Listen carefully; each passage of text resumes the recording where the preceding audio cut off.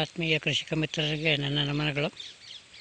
ನಾನು ಕೆಲ ದಿನಗಳ ಹಿಂದೆ ಒಂದು ವಿಡಿಯೋ ಮಾಡಿದಾಗ ಈ ಮಾವಿನ ಮರನ ನಿಮಗೆ ತೋರಿಸಿದ್ದೆ ನನ್ನ ಅಡಿಕೆ ತೋಟದಲ್ಲಿ.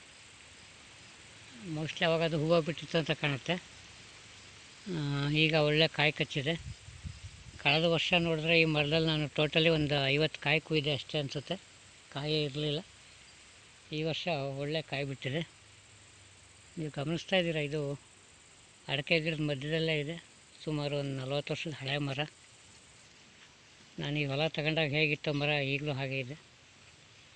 ಇದೊಂದೇ ಒಂದು ಮರ ಇಟ್ಕೊಂಡಿದ್ದೀನಿ, ಒಳ್ಳೆ ಹಣ್ಣಿದೆ ಅಂಥೇಳಿ, ರಸಪುರಿ ಮಾವಿನ ಹಣ್ಣು. ಈ ಮರದಿಂದ ನೀವು ನೋಡ್ತಾ ಇದ್ದೀರಾ ಕಾಯಿ ಯಾವ ರೀತಿ ಕಚ್ಚಿದೆ ಅಂಥೇಳಿ. ಈ ಮರದಿಂದ ನನ್ನ ಅಡಿಕೆ ಗಿಡಗಳಿಗೆ ಯಾವುದೇ ರೀತಿ ತೊಂದರೆ ಆಗದ ಹಾಗೆ ಈ ಮರನೂ ಕೂಡ ಮೇಂಟೈನ್ ಮಾಡ್ತಾಯಿದ್ದೀನಿ, ಹಾಗೆ ಅಡಿಕೆ ಗಿಡನೂ ಕೂಡ ಮೇಂಟೈನ್ ಮಾಡ್ತಾಯಿದ್ದೀನಿ. ನೀವು ನೋಡ್ತಾ ಇದ್ದೀರಾ ಆ ಅಡಿಕೆ ಗಿಡದ ಯಾವ ರೀತಿ ಮಾವಿನ ಟೊಂಗೆಗಳ ಮಧ್ಯೆ ಮೇಲಕ್ಕೆ ಹೋಗ್ತಾ ಇದ್ದಾವೆ ಅಂಥೇಳಿ. ಒಳ್ಳೆ ಮಾವಿನ ಹಣ್ಣು.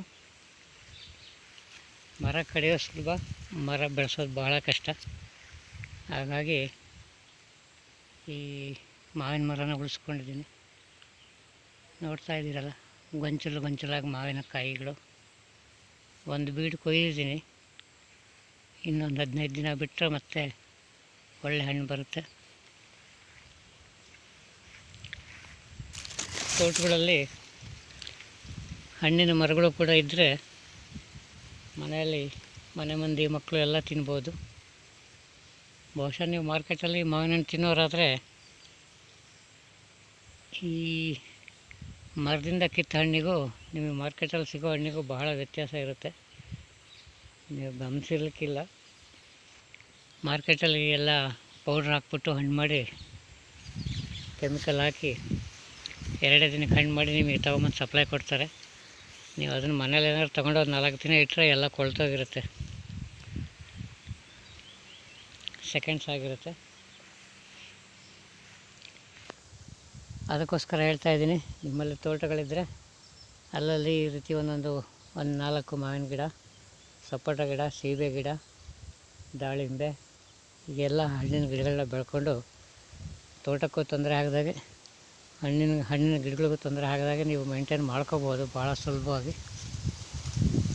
ಇಲ್ಲಿ ನೋಡ್ತಾ ಇದ್ದೀರಲ್ಲ, ನೋಡಿ ಈ ಅಡಿಕೆ ಗಿಡ ಆ ಟೊಂಗೆ ಪಕ್ಕದಲ್ಲೇ ಮೇಲಕ್ಕೆ ಹಾಗೆ ತೊಗೊಂಡೋಗ್ತೀನಿ.